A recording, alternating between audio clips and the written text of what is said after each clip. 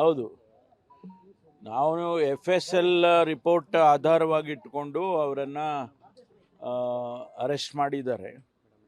ನಾನು ಪದೇ ಪದೇ ತಮಗೆ ಹೇಳ್ತಾ ಇದ್ದೆ, FSL ರಿಪೋರ್ಟ್ ಬರಲಿ, ಅಧಿಕೃತವಾಗಿ ರಿಪೋರ್ಟ್ ಬಂದ ಮೇಲೆ ನಾವು ಆ್ಯಕ್ಷನ್ ತಗೊಳ್ತೀವಿ ಅಂತ ಹೇಳ್ತಾ ಇದ್ದೆ. ತಾವೆಲ್ಲ ಯಾವಾಗ ಬರುತ್ತೆ ಏನು ಹಾಗೆ ಅಂಥೇಳಿ ಕೂಡ ಹೇಳ್ತಾ ಇದ್ರಿ. ಪ್ರೈವೇಟ್ನವರು ಕೂಡ ನಾವು ಪ್ರೈವೇಟ್ ಇನ್ಸ್ಟಿಟ್ಯೂಷನ್ನವರು FSL ರಿಪೋರ್ಟ್ನ ಅವರು ರಿಲೀಸ್ ಮಾಡಿದರು. ಆದರೆ ನಾನು ಅದನ್ನು ಅಧಿಕೃತ ಅಂತ ಹೇಳಿ ನಾವು ಪರಿಗಣಿಸೋದಿಲ್ಲ. ಯಾಕೆಂದರೆ ನಾವು ಅವರಿಗೆ ಯಾವುದೇ ಸರ್ಟಿಫಿಕೇಷನ್ ಮಾಡಿಲ್ಲ. ನಮ್ಮದೇ FSL ರಿಪೋರ್ಟನ್ನು ನಾವು ಆಧರಿಸಿ ಅದರ ಆಧಾರದ ಮೇಲೇ ಇವತ್ತು ನಾವು ಅರೆಸ್ಟ್ಗಳನ್ನು ಮಾಡಿರ್ತಕ್ಕಂಥದ್ದು. ಈಗಾಗಲೇ ಅವರಿಗೆ ಮ್ಯಾಜಿಸ್ಟ್ರೇಟ್ ಹತ್ರ ಪ್ರೊಡ್ಯೂಸ್ ಮಾಡಿ ಕಸ್ಟಡಿಗೆ ತೊಗೊಂಡಿದ್ದಾರೆ ಪೊಲೀಸು. ತನಿಖೆ ಮುಂದುವರಿಸ್ತಾರೆ. ತನಿಖೆ ಆಧಾರದ ಮೇಲೆ ಏನು ಬರುತ್ತೆ ಅದ್ರ ಮೇಲೆ ಮುಂದಿನ ಕ್ರಮಗಳು ಆಗ್ತವೆ. ಹೌದು, ಬಹಿರಂಗಪಡಿಸೋದು ಆಯ್ತಲ್ಲ. ಈಗ ನಾವು ಬಹಿರಂಗಪಡಿಸ್ದಂಗೆ ಅಲ್ವಾ? ಪರ್ಫೆಕ್ಟಾಗಿ ಹೇಳ್ತಾ ಇದ್ದೀನಿ. ಬಹಿರಂಗಪಡಿಸೋದು ಇವತ್ತು ಆ ಆಧಾರದ ಮೇಲೇ ನಾವು ಅರೆಸ್ಟ್ ಮಾಡಿದ್ದೀವಿ. ಅವ್ರು ಪಾಕಿಸ್ತಾನ್ ಜಿಂದಾಬಾದ್ ಅಂತ ಅವರು ಕೂಗಿದ್ದಾರೆ ಅಂಥೇಳಿ FSL ರಿಪೋರ್ಟ್ನಲ್ಲಿ ಬಂದಿದೆ. ಮುಂದಿನ ತನಿಖೆ ಮಾಡಬೇಕು. ಅವರು ಯಾರು ಕೂಗಿದ್ರು, ಅವರು 3 ಜನದಲ್ಲಿ 3 ಜನ ಇದ್ರಾ ಅಥವಾ ಇನ್ಯಾರಿದ್ರು, ಅದೆಲ್ಲವೂ ಕೂಡ ತನಿಖೆಯಲ್ಲಿ ಗೊತ್ತಾಗ್ತದೆ. ಅಲ್ಲಿ ತನಕ ಕಾಯಬೇಕು. ದಿನಕ್ಕೊಂದೊಂದು ಅವರು ವಿರೋಧ ಪಕ್ಷದವರು ಹೇಳ್ತಿರ್ತಾರೆ. ಆದರೆ ಅದಕ್ಕೆ ಎವಿಡೆನ್ಸ್ಗಳು ಅದಕ್ಕೆ ಎಲ್ಲ ಬೇಕಲ್ಲ. ಸುಮ್ಮನೆ ಯಾರನ್ನೋ ಅರೆಸ್ಟ್ ಮಾಡೋಕ್ಕಾಗೋದಿಲ್ಲ. ಇವ್ರು ಹೇಳಿದರು ಅಂತ ಹೇಳಿ ಮಾಡೋಕ್ಕಾಗುತ್ತಾ? ಅದಕ್ಕೆ ನಾನು FSL ರಿಪೋರ್ಟ್ ಬರಲಿ, ಬಂದ ಮೇಲೆ ಕ್ರಮ ತಗೊಳ್ತೀವಿ. ಅವ್ರು ಹೇಳ್ತಿದ್ರು ಮುಚ್ಚಿಡ್ತಾ ಇದ್ದಾರೆ, ಏನೂ ಮಾಡೋದಿಲ್ಲ ಇವರು ಅಂತೆಲ್ಲ ಹೇಳ್ತಾ ಇದ್ರಲ್ಲ. ಈಗ ಏನು ಹೇಳ್ತಾರೆ? ನಾನು ಹೇಳಿದ್ದೀನಿ, ಸದನದಲ್ಲೇ ಹೇಳಿದೆ, FSL ರಿಪೋರ್ಟ್ ಬರಲಿ, FSL ರಿಪೋರ್ಟ್ನಲ್ಲಿ ಪಾಸಿಟಿವ್ ಆಗಿ ಬಂದರೆ ಕ್ರಮ ತಗೊಳ್ತೀವಿ, ಯಾರದೇ ಮುಲಾಜಿಲ್ಲ ಅಂತ ಹೇಳಿದ್ದೇವೆ. ಆಮೇಲೆ ಇನ್ನೊಂದು ಘಟನೆ ಈಗ ಬೆಳಕಿಗೆ ಬಂದಿರೋದು 2022 ನವೆಂಬರ್ನಲ್ಲಿ ಮಂಡ್ಯದಲ್ಲಿ BJPಯವರೇ ಪಾಕಿಸ್ತಾನ್ ಜಿಂದಾಬಾದ್ ಅಂತ ಕೂಗಿದ್ದಾರೆ ಅಂತೇಳಿ ಬಂದಿದೆ. ಅವತ್ತು ಅವ್ರ ಸರ್ಕಾರ ಇತ್ತು. ಅವ್ರು ಯಾಕೆ ಅವತ್ತು ಕ್ರಮ ತಗೊಳ್ಳಿಲ್ಲ ಅಂಥೇಳಿ ಈಗ ನಮಗೆ ಅದು ಗೊತ್ತಾದ ಮೇಲೆ ಈಗ ಅನ್ನಿಸ್ತಾ ಇದೆ, ಅವ್ರು ಯಾಕೆ ಕ್ರಮ ತಗೊಳ್ಳಿಲ್ಲ. ಅದಕ್ಕಾಗಿ ಈಗ ಅವ್ರನ್ನೂ ನಾವು ಕ್ರಮ ತಗೋಬೇಕಲ್ಲ. ಅದಕ್ಕೆ ಮಂಡ್ಯದವರು SP ಅವರನ್ನು ಅರೆಸ್ಟ್ ಮಾಡಿದ್ದಾರೆ. ಅವ್ರ ಮೇಲೂ ಕೂಡ ಈಗ ಕ್ರಮ ತಗೊಳ್ತಾ ಇದ್ದಾರೆ. ಯಾಕೆಂದರೆ ಕಾನೂನು ಎಲ್ಲರಿಗೂ ಒಂದೇ ಅಲ್ಲ. ಅವ್ರು ಯಾಕೆ ಕೂಗಿದ್ರು ಪಾಕಿಸ್ತಾನ್ ಜಿಂದಾಬಾದ್ ಅಂತೇಳಿ ಅವರು ಹೇಳ್ಬೇಕಲ್ವ. ಈಗ ಅದು ಯಾವ ಡೀಟೇಲ್ಸು ನನಗೆ ಈಗ ಗೊತ್ತಿಲ್ಲ ಇನ್ನೂ ಕೂಡ ಡೀಟೇಲ್ಸು. ಅದರ ಡೀಟೇಲ್ಸ್ ಎಲ್ಲ ತೊಗೊಳ್ತೇನೆ. ಆದರೆ ನವೆಂಬರ್ ತಿಂಗಳಲ್ಲಿ ಯಾವುದೋ ಒಂದು ಸಂದರ್ಭದಲ್ಲಿ ಅವರೆಲ್ಲ ಕೂಗಿದ್ದಾರೆ. ಅದು ಇದು ಎಲ್ಲ ಒಂದೇ ಅಂತ ಅಲ್ವಾ? ಪಾಕಿಸ್ತಾನ್ ಜಿಂದಾಬಾದ್ ಅಂದರೆ ಅದು ಒಂದೇ, ಇದು ಒಂದೇ. ಅದರಲ್ಲಿ BJPಯವರೇ ಕೂಗಿರೋದು, BJPಯವರೇ ಕೂಗಿದ್ದಾರೆ. ಅದನ್ನ ಈಗ ಪರಿಶೀಲನೆ ಮಾಡ್ತಾರೆ. 2 ವರ್ಷದ ಹಿಂದಿನ ಪ್ರಕರಣಕ್ಕೆ ಈಗ FIR ಹಾಕಿದ್ದೀರಾ? ಅಲ್ಲ, ಇರ್ಬೋದು. ಪಾಕಿಸ್ತಾನ್ ಜಿಂದಾಬಾದ್ ಒಂದೇ ಅಲ್ವಾ? ಯಾವುದು ಅವತ್ತು ಅವ್ರು ಮಾಡಿರ್ಬೋದಾಗಿತ್ತು, ಅದು ಮಾಡಿಲ್ಲ.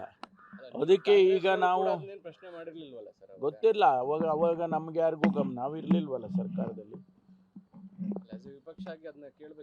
ಹೌದು, ಕೇಳಬೇಕಾಗಿತ್ತು, ಕೇಳಿಲ್ಲ. ಅದು ಯಾರ ಗಮನಕ್ಕೂ ಬಂದಿರಲಿಲ್ಲ. ಈಗ ಅದು ಬಂದಿದೆ. ಅದಕ್ಕೆ ಇದು ಆದಮೇಲೆ ಅದು ಆಗಬೇಕಲ್ಲ ಅಂತ ಹೇಳಿ ಅದಕ್ಕೆ ಮಾಡಿದ್ದಾರೆ. ನೋಡೋಣ ಮುಂದೆ ಏನು, ಯಾವ ಕಾರಣಕ್ಕೆ ಅವ್ರು ಕೂಗಿದ್ದಾರೆ, ಯಾವ ಸಂದರ್ಭದಲ್ಲಿ ಕೂಗಿದ್ದಾರೆ, ಅದನ್ನೆಲ್ಲ ಪರಿಶೀಲನೆ ಮಾಡಿದ ಮೇಲೆ ಗೊತ್ತಾಗುತ್ತೆ. ಅದು ಒಂದು ಕಡೆ ಇಡೋಣ. ಆದರೆ ಇವತ್ತು ನಾವು ಏನು ಅರೆಸ್ಟ್ ಮಾಡಿದ್ದೀವಿ, ಅವರಿಗೆ ತನಿಖೆ ಮುಂದುವರಿಯುತ್ತೆ. ಅವ್ರ ಮೇಲೆ ಏನು ವರದಿ ಬರುತ್ತೆ ಆ ತನಿಖೆಯಲ್ಲಿ ಅದರ ಮೇಲೆ ಕ್ರಮ ಮಾಡ್ತಾರೆ. ಸಾರಿ, ಹೌದೌದು, FIR ಮಾಡಿದ್ದಾರೆ. ಅದು ಫರ್ದರ್ ಇನ್ವೆಸ್ಟಿಗೇಷನ್ ಆಗುತ್ತೆ. ಅದೆಲ್ಲ ನೋಡೋಣ ಆಮೇಲೆ. ಅದಕ್ಕೆ ನಾನು ಹೇಳಿದ್ದು ಮಾಹಿತಿ ತಗೊಳ್ತೀನಿ ಅಂತೇಳಿ. ಸಂಪೂರ್ಣವಾದ ಮಾಹಿತಿ ತಗೊಂಡು ಆಮೇಲೆ ಹೇಳ್ತೀನಿ. ಯಾವುದು ಬಂದಿದೆ ಅಲ್ರಿ? ಬಂದಿರೋ ಆಧಾರದ ಮೇಲೆ ನಾವು ಇವಾಗ ಅರೆಸ್ಟ್ ಮಾಡಿರೋದು. ಅದರಲ್ಲಿ ಅವ್ರು ಯಾರು ಕೂಗಿದ್ದಾರೆ ಅಂತ ಹೇಳಿಲ್ಲ. ಅವರು ಇಂಥವ್ರೇ ಕೂಗಿದ್ದಾರೆ ಅಂತ. ಆದರೆ ಪಾಕಿಸ್ತಾನ ಜಿಂದಾಬಾದ್ ಅನ್ನುವ ಶಬ್ದ ಬಂದಿದೆ ಅನ್ನೋದನ್ನ ಕನ್ಫರ್ಮ್ ಮಾಡಿದ್ದಾರೆ. ಸರ್, ಈಗ ತಾವು ಜವಾಬ್ದಾರಿತ ಸ್ಥಾನದಲ್ಲಿದ್ದು ಹೇಳ್ತಾ ಇದ್ರಿ FSL ಬರೋ ತನಕ ಏನು ಹೌದು, ಈಗ ಬಂದಿದೆ. ಅದೇ ಸಹೋದ್ಯೋಗಿಗಳು ಕ್ಲೀನ್ ಚಿಟ್ ಕೊಟ್ರು. ಅಲ್ಲ, ಅವ್ರು ಏನಾರ ನಿನ್ನೆ ನಾನು ನಿಮ್ಗೆ ಏನು ಹೇಳಿದ್ದೆ, ಮುಖ್ಯಮಂತ್ರಿಗಳು, ಗೃಹ ಸಚಿವರು, DGP IGP ಅವರು ಅಥವಾ ಕಮಿಷನರು ನಾವುಗಳು ಹೇಳಿಕೆ ಕೊಟ್ಟರೆ ಮಾತ್ರ ಇದು ಅಧಿಕೃತ ಆಗ್ತದಪ್ಪ. ಬೇರೆ ಬೇರೆ, ಯಾಕೆಂದ್ರೆ ಅವ್ರಿಗೆ ಮಾಹಿತಿ ಇರಲ್ಲ ಬೇರೆ ಮಿನಿಸ್ಟ್ರುಗಳಿಗೆ. ನೀವೇನೋ ಕೇಳ್ತೀರಾ ಅಂದಾಗ ಅವ್ರೇನಾದರೂ ಪ್ರತಿಕ್ರಿಯೆ ಮಾಡಿರ್ತಾರೆ.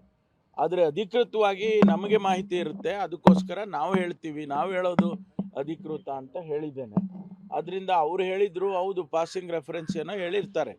ಆದರೆ ನಾವು ಅಧಿಕೃತವಾಗಿ ಇವತ್ತು ಹೇಳಿದ್ದೇವೆ, ಕ್ರಮ ತಗೊಂಡಿದ್ದೇವೆ. ಇದು ಅಧಿಕೃತ.